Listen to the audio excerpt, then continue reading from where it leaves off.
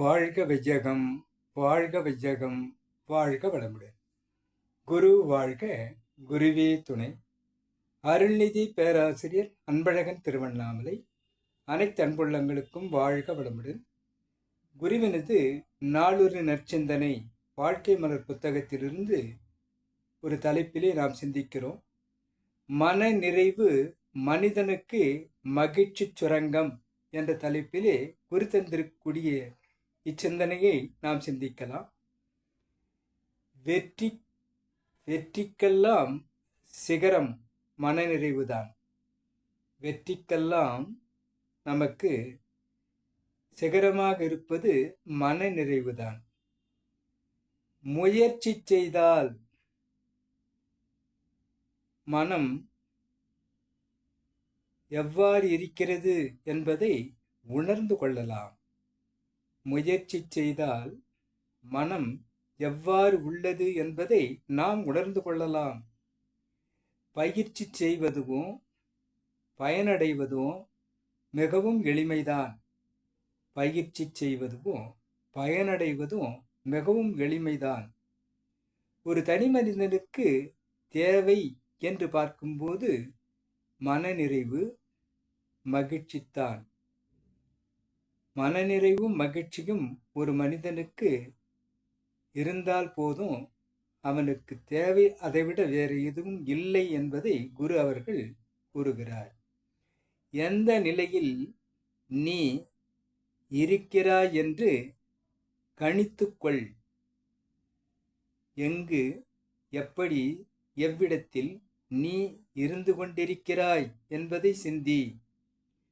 வயதிலே, வாழ்விலே, கல்வியிலே, செயல் திறத்திலே, அறிவின் நுட்பத்திலே, பொருள் வளத்திலே, அதிகாரத்திலே நீ எந்த அளவில் இந்த உலகில் வாழ்ந்து கொண்டிருக்கிறாய் என்பதை சிந்தி.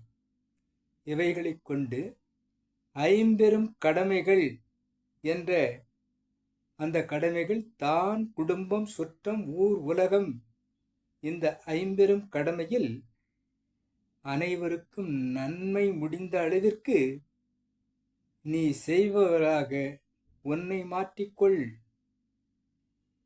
தொண்டினை திறமையாகவும் முறையாகவும் நீ செய்பவராக அந்த வளர்ச்சியை உன்னிடத்தில் ஏற்படுத்திக்கொள். அவ்வாறு ஏற்படுத்த நல்ல திட்டமிடு, நல்ல பயிற்சி செய். வளங்கள் அத்தனையும் தனக்கும் பிறருக்கும் சென்று சேர வேண்டும் என்று நினை. இவை அனைத்தும் உனக்கு ஒரு இன்ப ஊற்றாக உன் உள்ளத்தில் ஏற்படுத்தும். இந்த இன்ப ஊற்றை நீ சிறிது சிறிதாக பெருக்கிக் கொண்டே வந்தால் உன்னுடைய மனம் நிறைவு பெறும். மகிழ்ச்சி சுரங்கமாக அது மாறும். பிறரை எதிர்பார்த்தல் வேண்டாம். அது நமக்கு ஏமாற்றத்தை அளிப்பதாக இருக்கும். ஆகவே எதிர்பார்த்தலை நாம் கை கொள்ளக்கூடாது என்பதை கூறி, அனைவரிடமும் அறிவு, பொறுப்புணர்ச்சி, செயல்திறம், அனுபவங்கள் எல்லாமே அனைவரிடம் இருந்து கொண்டுதான் இருக்கிறது. நாம் அவர்களுக்கு ஏதும் இதெல்லாம் சொல்ல வேண்டியதில்லை. நலம் செய்து அவர்கள் நன்மையை அடைவதற்காக மட்டும் நாம் சிந்தனையை, அவர்களுக்கு நம்முடைய உழைப்பை, திறத்தை நாம் அளித்தால் போதும், அவர்கள் சிறப்படைவார்கள் என்பதை நாம் கருத்தில் கொள்ளலாம். பிறருக்கு நாம் செய்யும் இந்த தொண்டு மனப்பான்மை அவர்கள் நம்மீது மதிப்பு அளிப்பதாகவும், நம்மை மதிப்பதாகவும், பாராட்டுவதாகவும், நாம் நம்முடைய நடவடிக்கை, எண்ணம், சொல், செயல், அதற்கு வரக்கூடிய விளைவு அனைத்தையும் நாம் ஏற்படுத்தி கொள்ள வேண்டும். அவ்வாறு ஏற்படுத்தி கொண்டால், இதை தொடர்ந்து பராமரித்து வந்தால் இந்த மனம் நிறைவு பெறும். மகிழ்ச்சி சுரங்கமாக எப்போதும் இருந்து கொண்டிருக்கும். அவ்வாறு நாம் ஒவ்வொருவரும் மாறினோமானால், அனைவரையும் இவ்வாறு மாற்றினால் உலகமே மகிழ்ச்சி சுரங்கமாக ஒரு நாளைக்கு மாறிப்போகும். இவ்வாறு மாறும் அந்த உலக அமைதியைத்தான் குரு அவர்கள் விரும்புகிறார்கள் என்பதை நாம் சிந்திக்கலாம்.